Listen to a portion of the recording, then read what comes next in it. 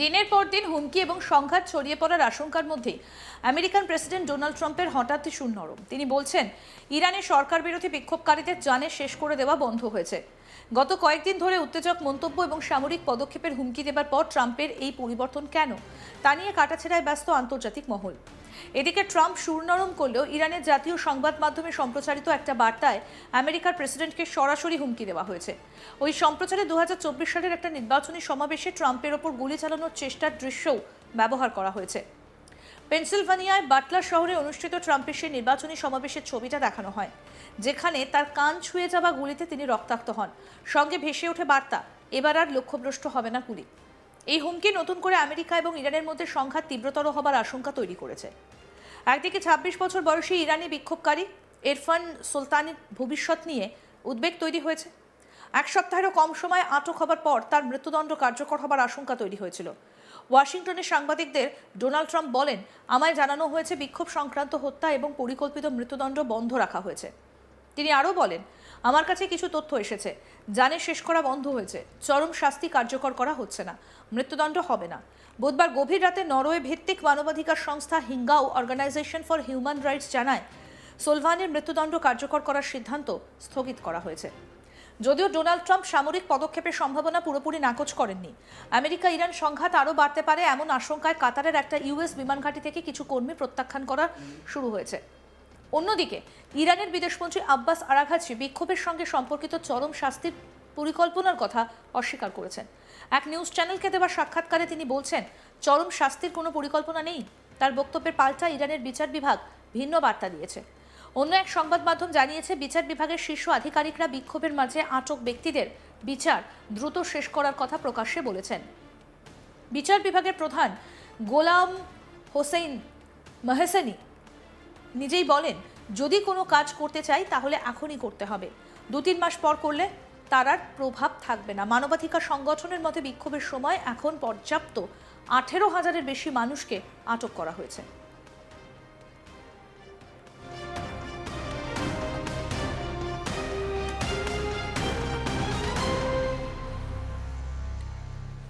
American president Donald Trump রাতের অন্ধকারেই বেশি হামলা চালাতে পছন্দ করেন। ভেনেজুয়েলার প্রেসিডেন্ট নিকোলাস মাদুরোকে রাতের অন্ধকারেই তো অপহরণ করে দেশে এনেছিলেন ট্রাম্প। এবার সেই পথেই কি হাঁটতে চলেছেন তিনি? ইরানের জন্য কি একই ছক কষছে আমেরিকা? এই প্রশ্নই এখন সর্বত্র ঘোরাফেরা করছে। প্রেসিডেন্ট ট্রাম্পকে হামলার ব্লুপ্রিন্ট দেখিয়েছে আমেরিকার সেনা। বর্তমানে ইরানের দিকে টার্গেট করে রয়েছে একটা সাবমেরিন, 3টে ইউএস যুদ্ধ জাহাজ, যাদের প্রত্যেকটা থেকে মিসাইল ছোড়ার ক্ষমতা রয়েছে। সূত্রের খবর, আমেরিকার সেনা নাকি ইরানকে আস্তে আস্তে সব দিক থেকে ঘিরে ফেলার পরিকল্পনা শুরু করে দিয়েছে। মধ্যপ্রাচ্যে একে একে ভয়ানক সব রণতরী নিয়ে যাওয়া হচ্ছে। সূত্রের খবর, আমেরিকান এয়ারক্রাফট ক্যারিয়ার আব্রাহাম লিঙ্কনকেও ইরানের কাছাকাছি আনা হচ্ছে। চীন থেকে আমেরিকার যুদ্ধজাহাজ ইরানের দিকে আনা হচ্ছে। তবে শুধু আমেরিকা নয়, ইরানের সঙ্গে যুদ্ধ করার জন্য রেডি ইসরায়েলও। আর সেজন্য এখন থেকে ইসরায়েলি সেনা বিমান হামলার মহড়ায় লেগে পড়েছে। যদি যুদ্ধ লাগে তাহলে আমেরিকার পাশে ইসরায়েল থাকবে বলে বার্তা দিয়েছে।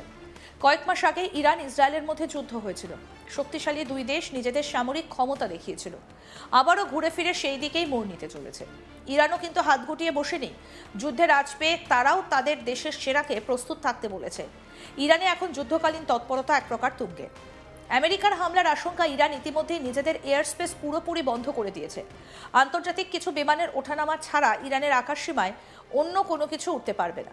আমেরিকা এবং ইরানের মধ্যে আলোচনার সব রাস্তাও এখন বন্ধ। কাতারের আল উদেইদ বিমানঘাঁটি থেকে কিছু আমেরিকান কর্মীকে সরে যেতে বলা হয়েছে। এটি মধ্যপ্রাচ্যের বৃহত্তম আমেরিকান সামরিক ঘাঁটি হিসেবে মনে করা হচ্ছে। সাধারণত এখানে প্রায় 10,000 ইউএস সেনা মোতায়েন থাকে। এই ঘাঁটিটি সরিয়ে নেওয়া বড় ধরনের যুদ্ধের প্রস্তুতির অংশ হতে পারে বলে মনে করছেন বিশেষজ্ঞরা।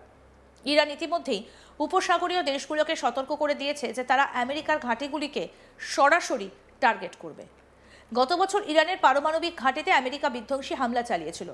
আমেরিকা দূতাবাস বর্তমানে এই প্রত্যাবাসনের বিষয়ে কোনো আনুষ্ঠানিক মন্তব্য এখনো পর্যন্ত করেনি। বিশেষজ্ঞরা মনে করেন এটি কোনো মহড়া বা মহড়ার অংশ নয়। 2025 সালের জুনে ইরানে হামলার আগেও একই রকম শান্তিপূর্ণ প্রত্যাবাসন লক্ষ্য করা গিয়েছিল।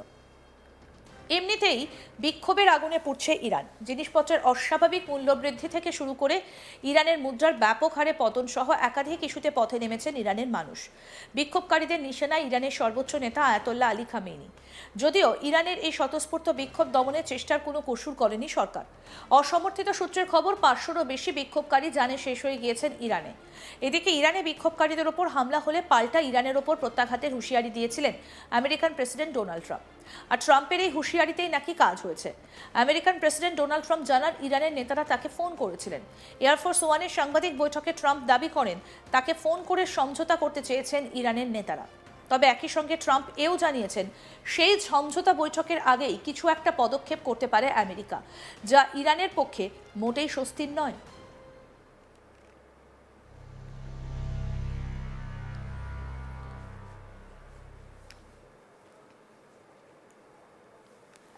জানুয়ারি এয়ারফোর্স ওয়ানে আমেরিকান প্রেসিডেন্ট দাবি করেন ইরানের নেতারা ফোন করেছিলেন, একটা বৈঠকের আয়োজন করা হচ্ছে, ওরা সমঝোতা করতে চাইছেন।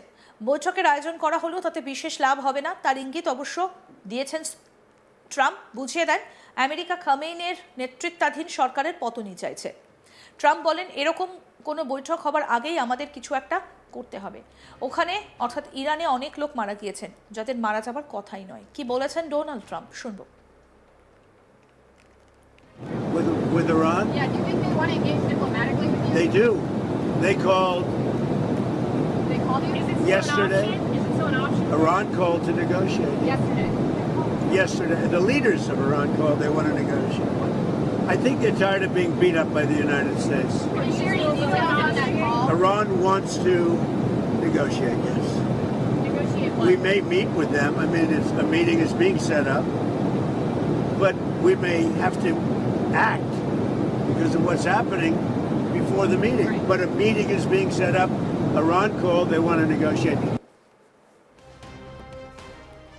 দিনের পর দিন হুমকি এবং সংঘাত ছড়িয়ে পড়ার আশঙ্কার মধ্যেই আমেরিকান প্রেসিডেন্ট ডোনাল্ড ট্রাম্পের হঠাৎ সুর নরম। তিনি বলছেন ইরানের সরকার বিরোধী বিক্ষোভকারীদের জানে শেষ করে দেওয়া বন্ধ হয়েছে। গত কয়েকদিন ধরে উত্তেজক মন্তব্য এবং সামরিক পদক্ষেপের হুমকি দেবার পর ট্রাম্পের এই পরিবর্তন কেন, তা নিয়ে কাটাছেড়ায় ব্যস্ত আন্তর্জাতিক মহল। এদিকে ট্রাম্প সুর নরম করলেও ইরানের জাতীয় সংবাদ মাধ্যমে সম্প্রচারিত একটা বার্তায় আমেরিকান প্রেসিডেন্টকে সরাসরি হুমকি দেওয়া হয়েছে। ওই সম্প্রচারে 2024 সালের একটা নির্বাচনী সমাবেশে ট্রাম্পের ওপর গুলি চালানোর চেষ্টার দৃশ্যও ব্যবহার করা হয়েছে। পেনসিলভানিয়ার বাটলার শহরে অনুষ্ঠিত ট্রাম্পের সেই নির্বাচনী সমাবেশের ছবিটা দেখানো হয়, যেখানে তার কান ছুঁয়ে যাওয়া গুলিতে তিনি রক্তাক্ত হন। সঙ্গে ভেসে ওঠে বার্তা, এবার আর লক্ষ্যভ্রষ্ট হবে না গুলি। এই হুমকি নতুন করে আমেরিকা এবং ইরানের মধ্যে সংঘাত তীব্রতর হবার আশঙ্কা তৈরি করেছে। একদিকে 26 বছর বয়সী ইরানি বিক্ষোভকারী এরফান সুলতানির ভবিষ্যৎ নিয়ে উদ্বেগ তৈরি হয়েছে। এক সপ্তাহেরও কম সময় আটক হবার পর তার মৃত্যুদণ্ড কার্যকর হবার আশঙ্কা তৈরি হয়েছিল। আরও আপডেট পেতে দেখতে থাকুন আজ তাক বাংলা। সাবস্ক্রাইব করুন, নোটিফিকেশন পেতে বেল বাটন অপশন প্রেস করুন।